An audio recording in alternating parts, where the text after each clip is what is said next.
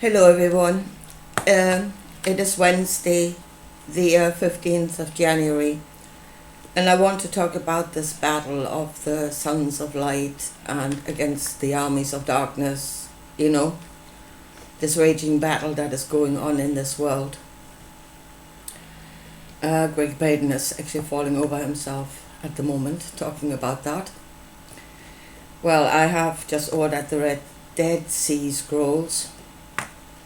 And I think I've just glanced at the war scroll at the beginning, and I think I've wasted another load of money, which I really haven't got to waste,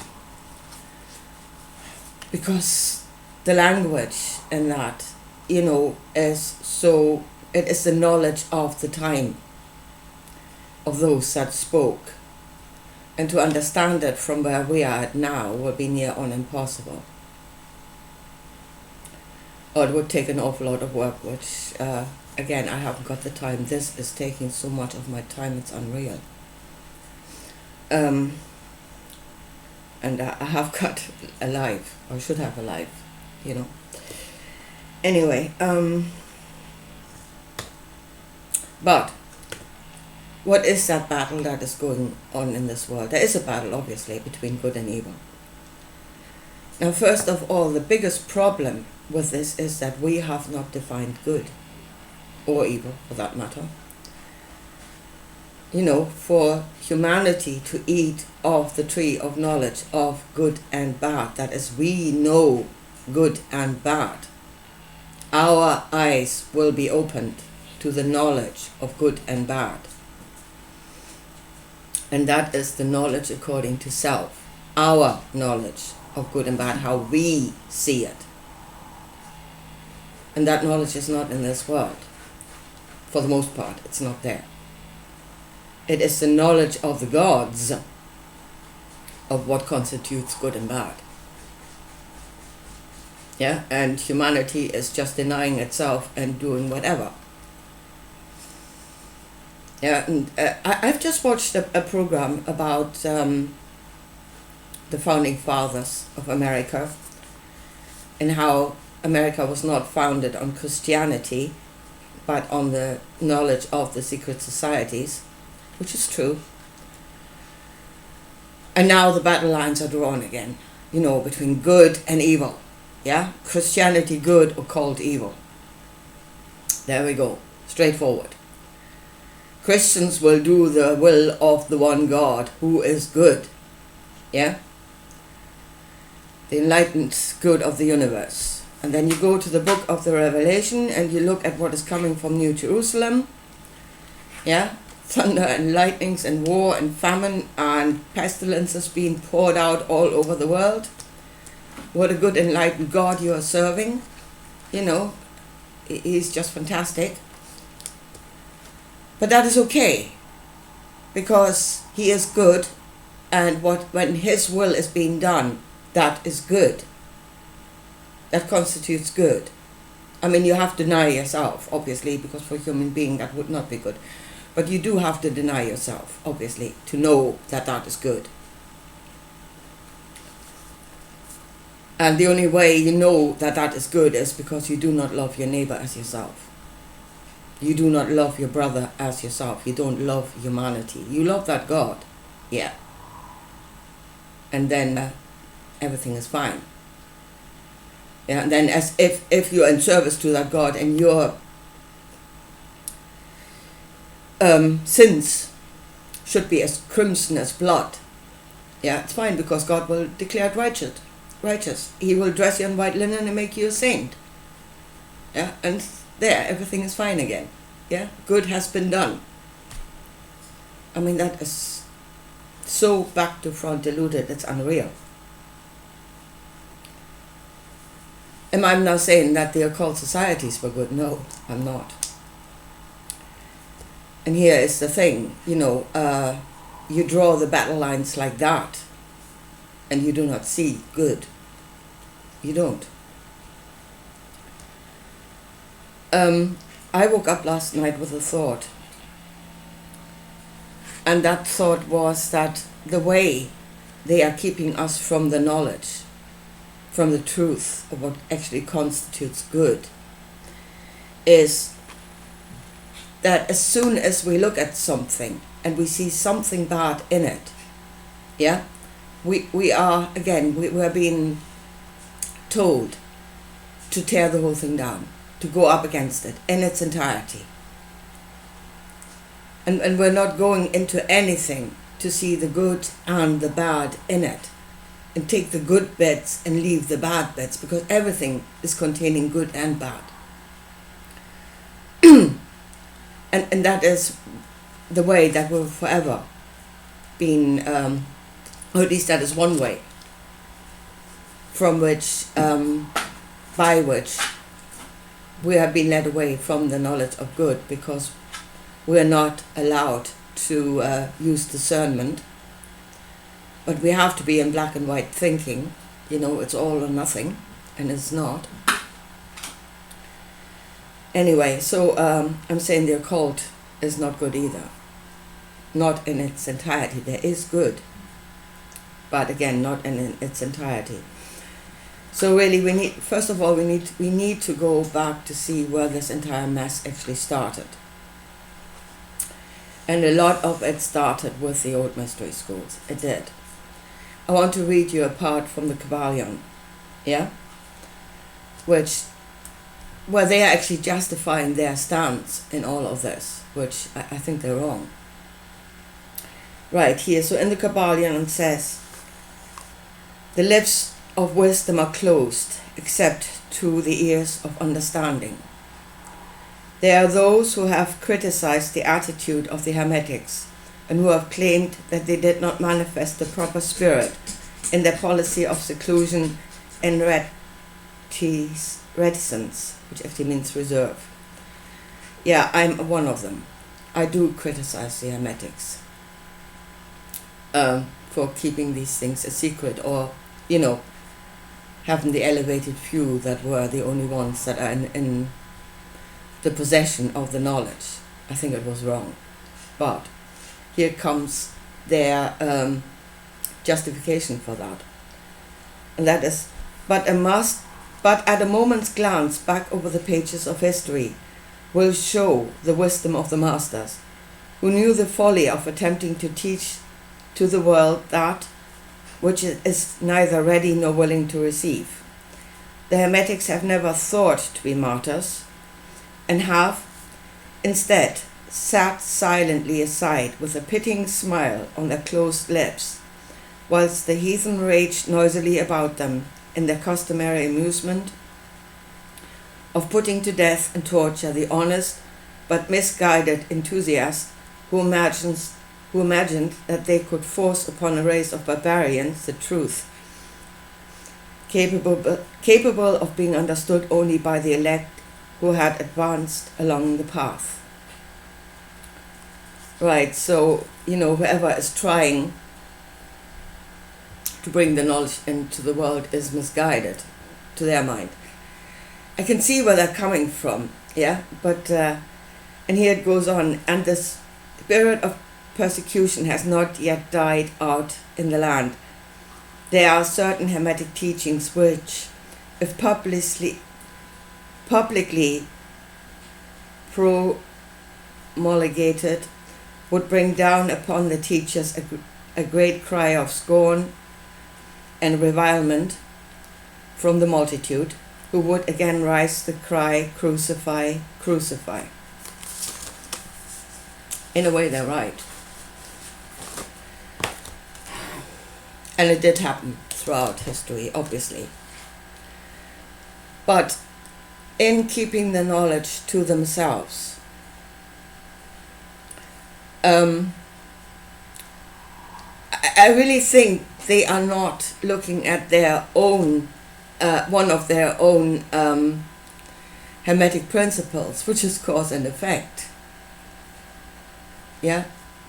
In keeping the knowledge to themselves, and worse, putting it into esoteric language. They have actually created ignorance. Yeah, or they let ignorance grow outside of the schools. They allowed that to happen. And they only took a few out of the ignorant masses, but they let the rest go on. Which is, and then obviously ignorance grew. Ignorance grew like a fog. Yeah, the knowledge of the Creator was no longer in this world. And then when the esoteric teachings, the knowledge, when the ignorance had got hold of that and made religion out of it, which it never was, and that then created Christianity, and yes, then you had a raging beast, and a brutal raging beast, a destructive beyond belief, brutal beyond belief, inhuman.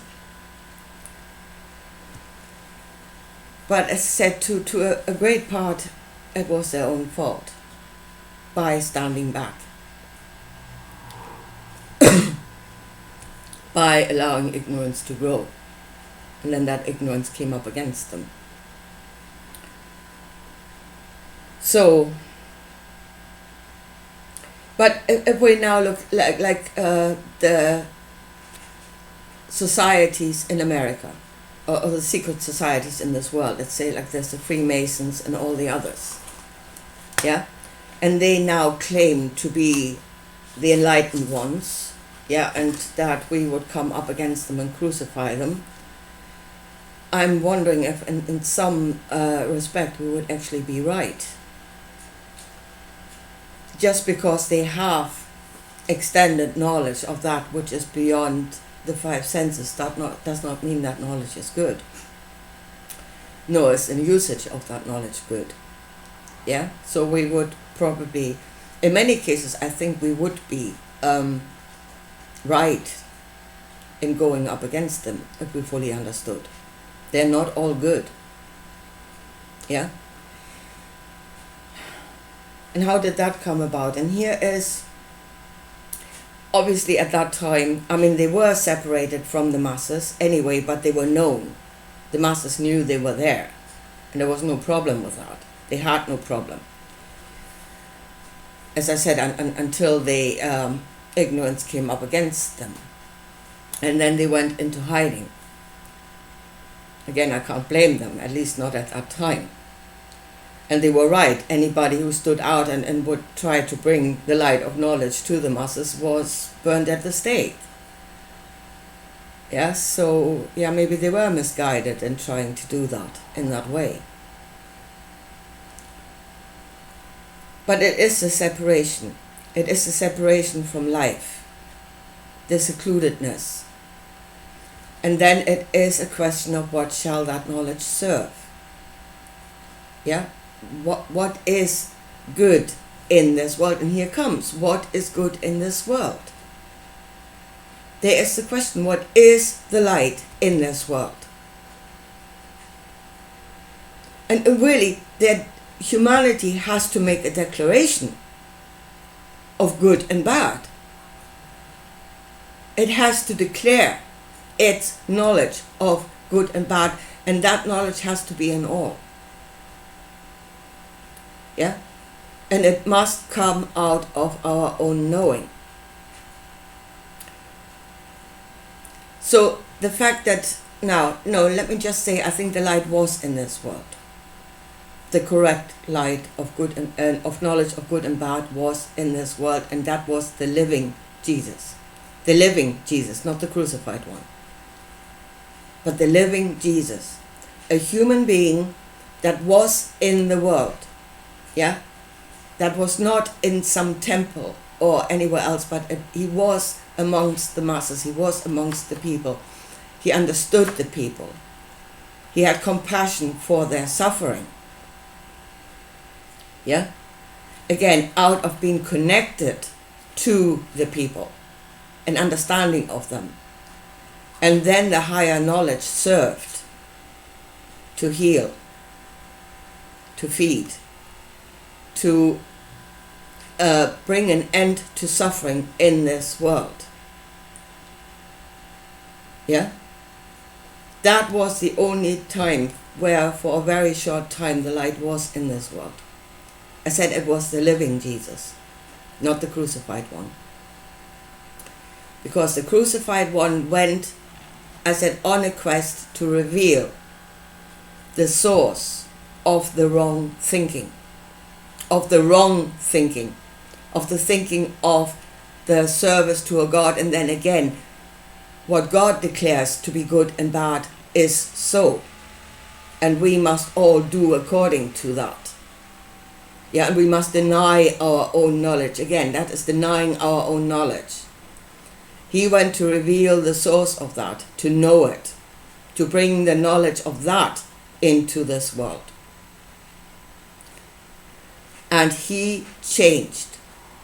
Yeah, so the resurrected Jesus is not the same as the living Jesus, because there had to be a change for him to know the other, for him to know that God in New Jerusalem, the wonderful God that pours out, that is so loving that he pours out plagues all over the place. In order to know him, he had to change. That is the change that occurred in the tomb. Peter said, I wish you wouldn't go there. I would say, I wish you hadn't gone there. Because the knowledge of that, again, was completely misinterpreted by Paul, saying that is actually good. That is good. That is where you must go. Good was the living Jesus. Good was the healer, where the knowledge served humanity. But in order to get that right, in order to do the right thing, you must be part of humanity. You must know what it is you're giving to. And in being connected to others, you know their suffering. Again, that is empathy for you. Anybody tells you how beautiful empathy is, they have never had empathy. Because it's not. It is actually feeling and knowing the suffering of others. And out of that, again, comes a knowledge and an understanding. Again, the secret societies, even the mystery schools before that, they were separated from that which their knowledge should have served. They had secluded themselves from what the knowledge should have served. And, you're just giving a pitying smile to the masses, poor deluded barbarians. Nothing we can do about that. Well, they didn't even try. And when they went into complete seclusion then, in the secret societies, I don't blame them that they went underground, yeah? But, again, in their seclusion, the knowledge is more and more removed from the knowledge of humanity, because they are not a part of it. Yeah? So they have knowledge building on knowledge, and it is going further and further away from the knowledge of a human being, or the knowledge of good and bad of a human being. They are in a bubble. They are completely in a bubble, separated from humanity, and then their knowledge cannot serve humanity because they are not connected. They no longer have the knowledge of suffering. Yeah, they have, in a way, they have built a wonderful, brave new world for themselves. Yeah, that serves just themselves. And again, if that knowledge that is in those bubbles is now good, or if we knew it, would we say crucify, and would we do so rightly? Quite possibly. But there must be the declaration of humanity, what actually constitutes good, and that is according to our own knowing. And if we go on into the future where there is spiritual knowledge, and that is also, again, knowledge of others out there, that is included in that, and what knowledge we have been given by them needs to be judged, whether that is good for us, whether it would work for us. But if we go on into the future of spirituality, and maybe there are only the few that will be able to do that. Maybe that is just how it is. Yeah, not everybody has got that ability or that range of ability. To a small amount, it's in all of us, you know. But, you know, to build it out that far, that ability may not be in all. So if there are then the elect few that have that ability, that will then direct or give that knowledge to man to direct the affairs of man. Yeah, but then the masses have to be stood in a firm knowledge of whether that is good or bad. Right now, the elect few can tell us, do this and it is good, even though to a human being it's not. But they can tell us it is good because I have the greater knowledge of a God out there or somewhere. And, you know, trust me.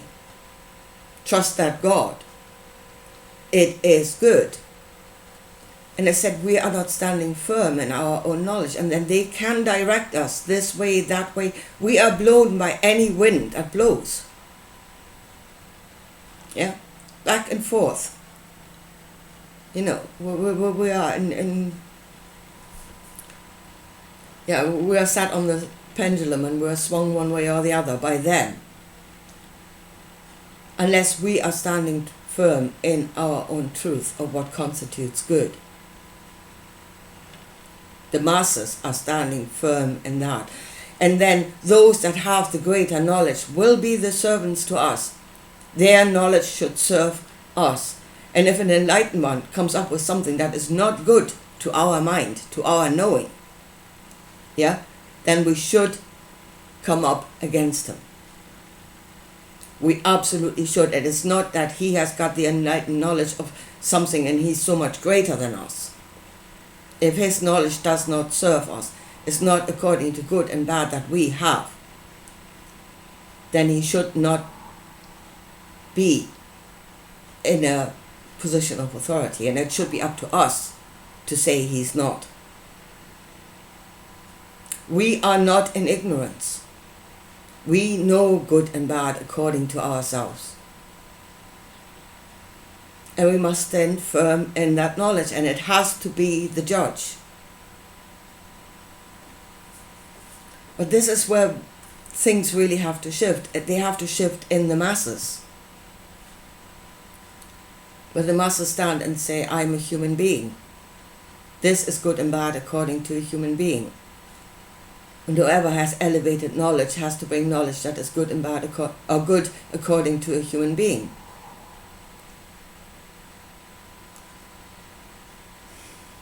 And here comes, you know, like teachings from old that we think they were so enlightened. I was so many times thinking about the three wise monkeys, you know, see no evil, hear no evil, speak no evil. Oh no, we absolutely must see it. And we must hear it. We shouldn't speak evil, we should speak against it. Yeah?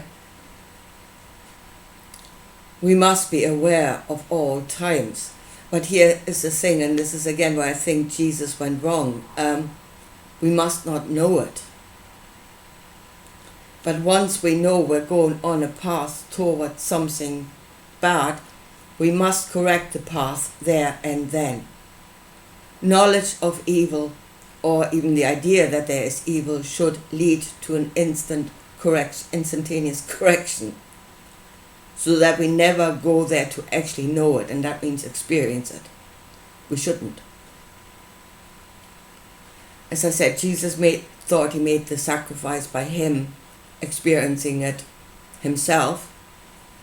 That was his sacrifice. But again, the knowledge of it being in this world, and the way to it, the knowledge of the way to it being in this world, was not a good thing.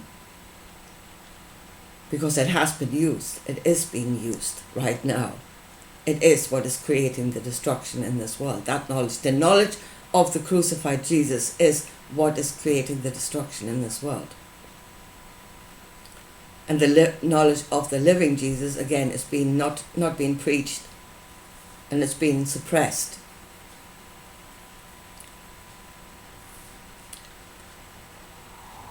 So, yes, I really think in order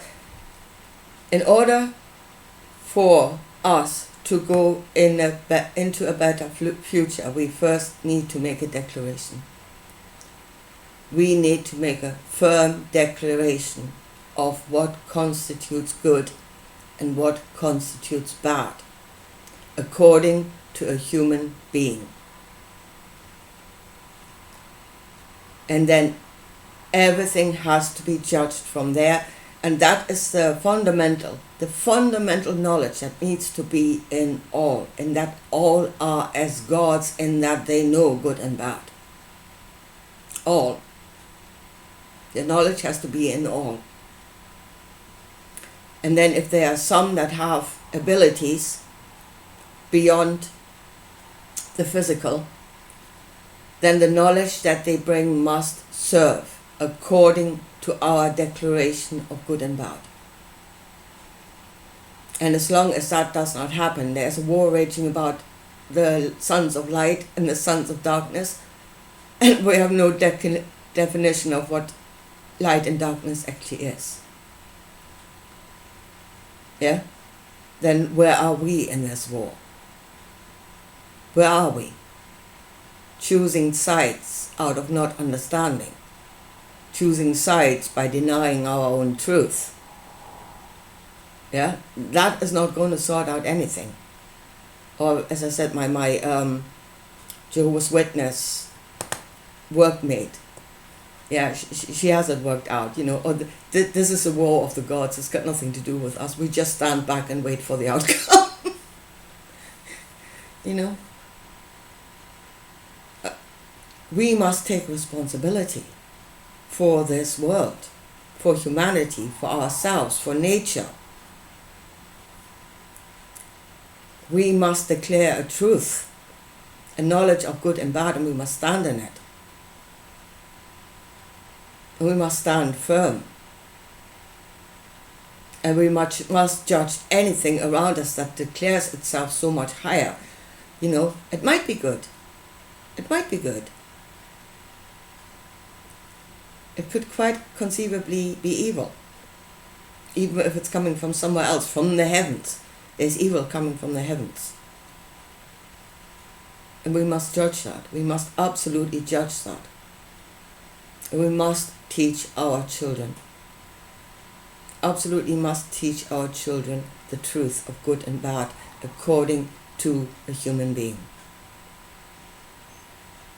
So that that knowledge is in this world and will remain in the world, and it will be in all. The knowledge should be given to all. And it must be in all. Anyway, folks, here, I leave it at that for today. And I'll talk to you again soon. Bye.